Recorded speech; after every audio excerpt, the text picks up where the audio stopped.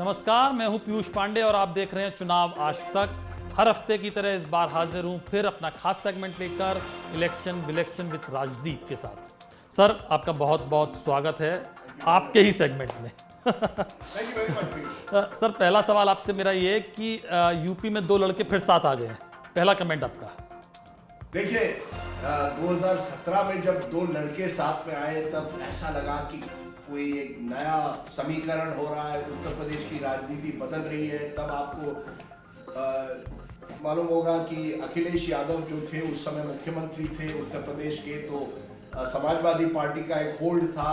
राहुल गांधी भी कांग्रेस प्रेसिडेंट बनने वाले थे, तो उनका भी एक तरह से उन पर भी लोगों का ध्यान था। तो लोगों को लगा अगर ये यूपी के दो लड़के साथ में आते हैं तो कुछ तो चमत्कार हो सकता है। प्रशांत किशोर जो इलेक्शन स्ट्रेटेजिस्ट माने जाते थे नरेंद्र मोदी के, और जिन्होंने लालू और नीतीश जी के साथ काम किया था बिहार में और जितवाया था बिहार, तो लगा कि कुछ ना कुछ एक जादू यहां भी हो सकेगा इन पार्टियों के लिए। लेकिन आखिर में क्या हुआ, बीजेपी की बड़ी जीत हुई और उसके बाद ये लगा यार ये उत्तर प्रदेश जो है ना, ये अलग सा राज्य है।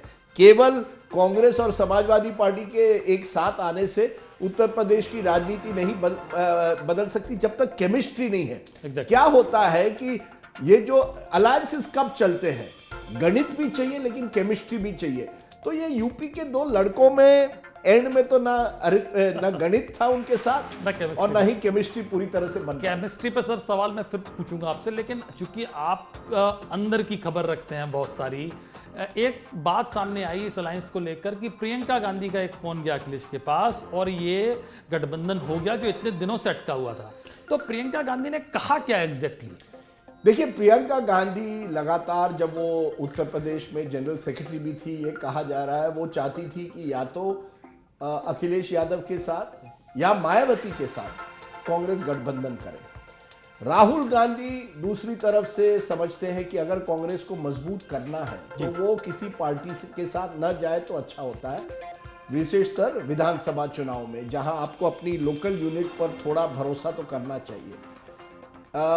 राहुल गांधी शायद इस समय भारत जोड़ो न्याय यात्रा में उसमें व्यस्त है। तो जब ये अलायंस की बात चल रही थी तब जरूर एक फोन कॉल गया, ऐसी हमें भी खबर है, जिसमें प्रियंका गांधी वाड्रा और अखिलेश के बीच में बातचीत हुई। लेकिन देखिए, 2-3 सीटों का ही मामला था। ऐसा नहीं है कि एक बार आरएलडी चली गई, एक बार जयंत चौधरी चले गए इस अलायंस से, तो फिर अखिलेश को भी सहारा की जरूरत थी। और कांग्रेस भी जानती है, सच बताए पीयूष, तो कांग्रेस की क्षमता इतने 17 सीटों को भी लड़ने की नहीं है उत्तर प्रदेश में। आज 4-5 सीटों के अलावा वाकई कांग्रेस में वो क्षमता नहीं है कि वो कुछ कर पाए।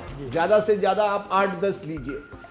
तो दोनों को एक दूसरे की जरूरत पड़ी है और यही हो रहा है राज्यों में। जब हम दूसरे राज्यों के बारे में बात करेंगे वही हो रहा है। ये इंडिया अलायंस पार्टनर जो हैं, उनके भले ही इतने मतभेद हो, लेकिन एक अब उनके मन में भी ये बात आ गई है कि बगैर अलायंस के हम चुनाव में कुछ नहीं कर सकते। सर, क्या इस तरह से कह सकते हैं कि अब ये जरूरत से ज्यादा मतलब मजबूरी बन गई है कि किसी ना किसी के साथ गठबंधन कर लो, मतलब हर जो इंडिया गठबंधन का घटक दल है, कि ताकि कम से कम एक लड़ाई के मतलब मुकाबले में तो कम से कम हम आए, अदरवाइज तो बिल्कुल है ही नहीं मुकाबले में। बिल्कुल, ये बिल्कुल सही बात है। देखिए, पिछली बार क्या हुआ, उत्तर प्रदेश में बसपा और सपा का अलायंस हुआ, तब लगा था यार मायावती और अखिलेश यादव एक साथ आ गए, अब तो चमत्कार होगा। बिल्कुल, क्या हुआ? नहीं कुछ हो पाया। बीजेपी का तो वोट परसेंटेज बढ़ा, 51% तक आ गया। क्या होता है, जैसे मैंने कहा, मायावती जी और अखिलेश के बीच में कोई केमिस्ट्री नहीं थी। मुझे अभी भी याद है, मैं उनकी एक मीटिंग कवर कर रहा था, अखिलेश स्टेज पर आए और इंतजार कर रहे थे कि मायावती जी कब आएगी। मायावती वहां अपने रूम में बैठी थी, वो इंतजार कर रही थी कि भीड़ थोड़ी बढ़े तब मैं वहां चलूंगी। और जब वो आती है तो अपने सब समर्थकों के साथ आती है। अखिलेश एक एंड पे बैठे हुए हैं उस समय और मायावती सबके सामने वेव करती है जैसी वो बसपा की रैली हो। तो वो एक केमिस्ट्री दोनों के बीच में कभी नहीं बन पाई, वर्कर के बीच में नहीं बन पाई। आप इतने साल एक दूसरे के आमने सामने हैं, तो केवल एक अलायंस से वो जो कड़वाहट जो बढ़ती है, जो दुश्मनी एक तरह से बढ़ती है जमीन पर, उसे ओवरकम करना आसान नहीं होता ओवरनाइट। सर दूसरे राज्यों पे आऊं, लेकिन जब केमिस्ट्री का जिक्र आपने बार बार कर दिया, तो क्या आपको लगता है कि जो केमिस्ट्री नहीं थी, नहीं बन पाई, वो सिर्फ प्रियंका गांधी वाड्रा के एक फोन करने के बाद बन जाएगी? नहीं, ऐसा नहीं है कि कोई प्रियंका गांधी वाड्रा फोन कर ले और अखिलेश मान जाए। स्थिति बदल गई थी, जैसे मैंने कहा जयंत चौधरी के जाने के बाद स्थिति बदल गई थी, विशेषकर पश्चिम उत्तर प्रदेश में। वहीं कांग्रेस, देखिए इन दोनों पार्टियों को लगता है कि मुस्लिम वोट जो है उनकी तरफ आ सकता है, कंसोलिडेट हो सकता है। अब ऐसे कई सीटें हैं पश्चिम उत्तर प्रदेश में जो, जैसे अमरोहा लीजिए, जहां मुस्लिम समुदाय काफी है, दलित समुदाय है, और एक कॉम्बिनेशन बन सकती है। अब उन सीटों पर जब आरएलडी थी, आरएलडी की भी नजर थी, अब आरएलडी चली जाती है बीजेपी के साथ, तो वो सीट ओपन हो जाते हैं। तो इसलिए मुझे लगता है थोड़ा आसान हो गया आरएलडी के जाने के बाद कि हाँ, हम कांग्रेस को अब 10-15 सीट दे सकते हैं। इसके पहले तो अखिलेश ने उनको कहा था, जब उन्होंने कहा था हमें 20 सीटें चाहिए, तो अखिलेश ने कहा चलिए आप 20 नाम तो दीजिए, आप 20 नाम दीजिए जो आप समझते हैं चुनाव जीत सकते हैं।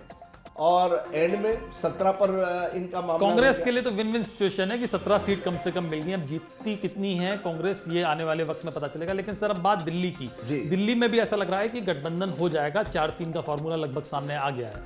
तो आपको लग रहा है कि ये गठबंधन में मतलब आम आदमी पार्टी या कांग्रेस, किसको इसमें बेनिफिट ज्यादा हुआ है, इस जो समझौता ये हम देख पा रहे हैं? देखिए, आम आदमी पार्टी की नजर इस समय ज्यादा है विधानसभा चुनाव पर। आम आदमी पार्टी दिल्ली की नंबर 1 पार्टी होगी विधानसभा में, जैसे हमने 2015 और 20 में देखा। आम आदमी पार्टी की नजर अभी 2025 के चुनाव में।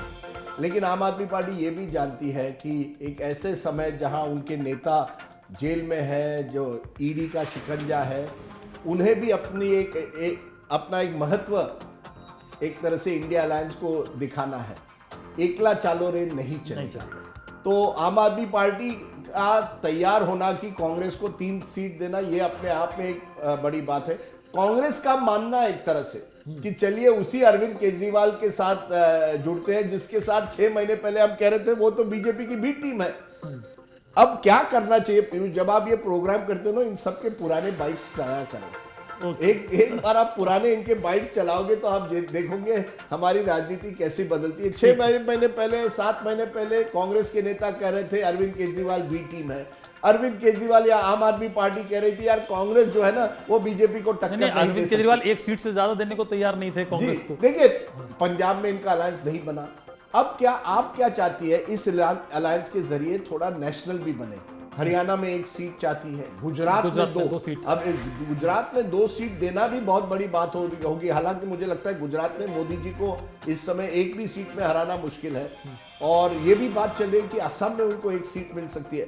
तो आम आदमी पार्टी चाहती है कि हमारी एक नेशनल पहचान हो, एक देश भर में, कि केवल हम दिल्ली सीमित नहीं है। कांग्रेस चाहती है कि चलिए उन जगहों में जहां हम पिछली बार 0 थे, जैसे दिल्ली, वहां हम अगर 3 सीट आपके साथ लड़े तो उनमें से 1 या 2 शायद मुकाबले में आ पाए। लेकिन सर आपको लगता है क्योंकि जो वोट परसेंटेज है वो कम से कम इंडिया गठबंधन के पक्ष में नहीं है, फेवर में नहीं है, क्योंकि बीजेपी को 7 सीटों पर एवरेज 56.7 या 8% वोट शेयर था, और 7 सीट अलग अलग भी देखें तो 50% से ज्यादा वोट शेयर था। तो 50% से ज्यादा वोट शेयर था, तो कैसे ये लोग सोच सकते हैं कि बीजेपी को हरा पाएंगे लोकसभा में? देखिए, लोकसभा में बीजेपी को 56% मिले, उसी बीजेपी का वोट परसेंटेज लगभग 40 हो जाता है, जैसे विधानसभा आ जाती है। और आम आदमी पार्टी का जो वोट परसेंटेज जो सबसे कम था इन 3 पार्टियों में लोकसभा में, वो बढ़कर 50% तक पहुंच जाता है। तो सवाल ये है कि हम कौन सा मापदंड इस्तेमाल करें। अगर लोकसभा का मापदंड इस्तेमाल कर गए तो आपकी बात बिल्कुल सही है, बीजेपी को हराना नामुमकिन है, तो घर ही बैठ जाइए। अगर विधानसभा का मापदंड हो तो कहीं ना कहीं इनको चांस है। मुझे लगता है बीजेपी अभी भी बिल्कुल फ्रंट रनर है। दिल्ली हो, उत्तर प्रदेश हो, हिंदी हार्टलैंड में बीजेपी और मोदी जी की अभी भी एक तरह से एक पकड़ है।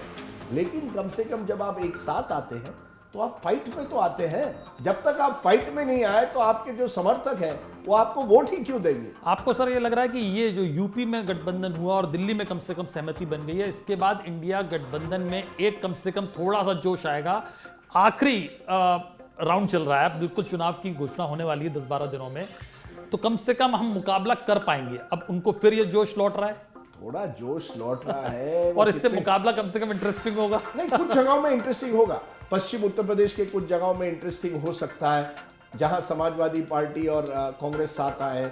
कुछ ऐसी सीटें हैं उत्तर प्रदेश में जहां इन दोनों पार्टियों के साथ आने से कुछ फर्क जरूर पड़ सकता है। मैंने अमरोहा का एक आपको उदाहरण दिया।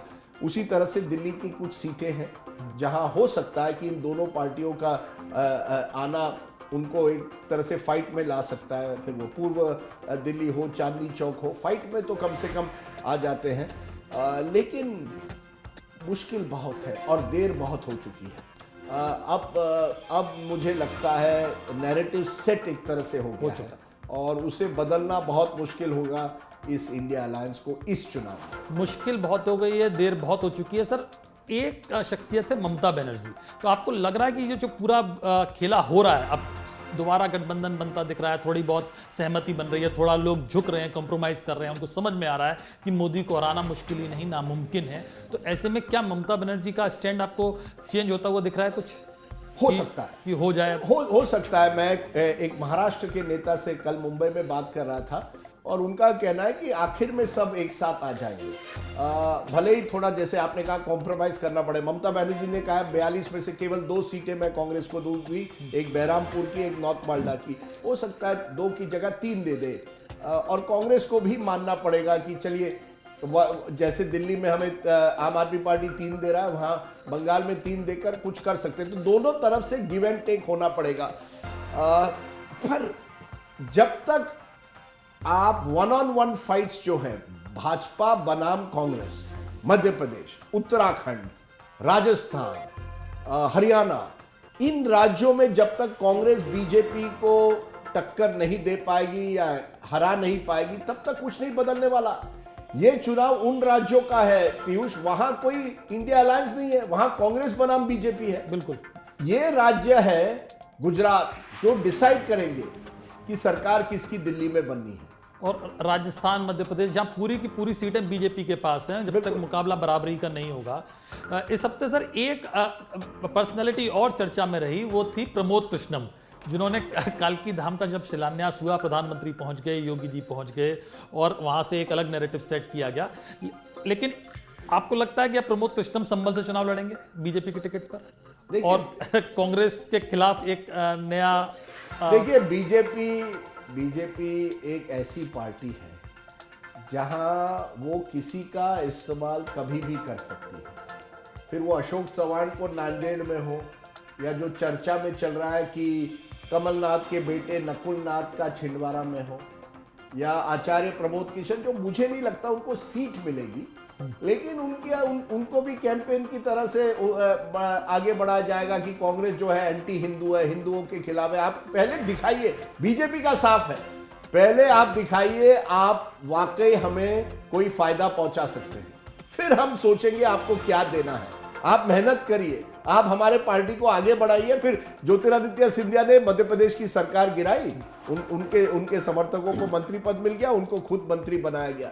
तो आपको पहले कुछ दिखाना पड़ेगा, टेबल पर आपको कुछ लाना पड़ेगा, तब बीजेपी तैयार होती है आपको कुछ देने के लिए। सर, आखिरी सवाल आपसे, आपने कहा कि बीजेपी लोगों का इस्तेमाल करना जानती है, वो जानती है कि उससे कैसे फायदा उठाना है, लेकिन जो लोग बीजेपी के साथ जुड़ रहे हैं वो भी तो तैयार बैठे हुए हैं। कमलनाथ प्रकरण जो पूरा हुआ, मुझे लगता है आपको ज्यादा सर उसका आइडिया है, लेकिन अंदर खाने वो लगभग तय हो रहा था कि वो आ सकते हैं। वो तो शायद मुझे लगता है बीजेपी को पंजाब की चिंता हो, सिख दंगों का दाग है कमलनाथ पर, इस वक्त वो रिस्क शायद बीजेपी नहीं ले पाई। बिल्कुल, बीजेपी में दो राय थी। एक की चलिए कमलनाथ जी को लेते हैं, कांग्रेस को दिखाते हैं कि गांधी फैमिली के करीबी जितने हैं वो भी छोड़ रहे हैं, ये एक परसेप्शन बनाना था, प्लस छिंदवाड़ा की एक सीट है। लेकिन इसके साथ साथ ये भी फीलिंग थी कि अगर कमलनाथ जी को ले तो 84 और दंगों का मामला सिख समुदाय उठा सकती है, एक ऐसे समय जहां चर्चा में ये थी कि भाजपा और अकाली के बीच में समझौता हो सकता है। तो उसमें अभी भी मामला फंसा हुआ है। ऐसा नहीं है कि अभी तय है कि कमलनाथ कांग्रेस में ही रहेंगे, मामला अभी भी कुछ भी हो सकता है। देखिए, ये 2 हफ्ते जो बाकी है कोड ऑफ कंडक्ट के पहले, उसमें पीयूष जी राजनीति में कुछ भी हो सकता है। सर तो इसका मतलब आप कह रहे हैं 2 हफ्ते, मार्च के फर्स्ट वीक में अनाउंसमेंट होने वाला है। मुझे लगता है 8 और 12 तारीख के बीच में अनाउंसमेंट होने की पूरी संभावना। 3 तारीख को मेरे ख्याल से सर मोदी जी की कैबिनेट की मीटिंग है लास्ट, उसके बाद मुझे लगता है 4 तारीख या 5 तारीख को मोदी जी को अभी भी कुछ अनाउंसमेंट करने नहीं, कुछ अनाउंसमेंट, इनॉग्रेशन, उद्घाटन, कुछ ब्रिज हो, कुछ नई प्रोजेक्ट्स हो, वो अभी भी करने हैं। जैसे ही वो खत्म हो जाए इसी तैयार हो जाएगा। कुल मिलाकर जैसे ही अनाउंसमेंट होगा, चुनाव अपने नए मोड में आ जाएगा और सर हम आपके साथ लगातार चर्चा करते रहेंगे क्योंकि अब चुनाव बहुत दिलचस्प होने वाला है। बिल्कुल। आप हमारे साथ जुड़े, बहुत बहुत शुक्रिया sir. Thank you very much Piyush, और आपके सभी दर्शकों को मेरा नमस्कार। Thank you sir.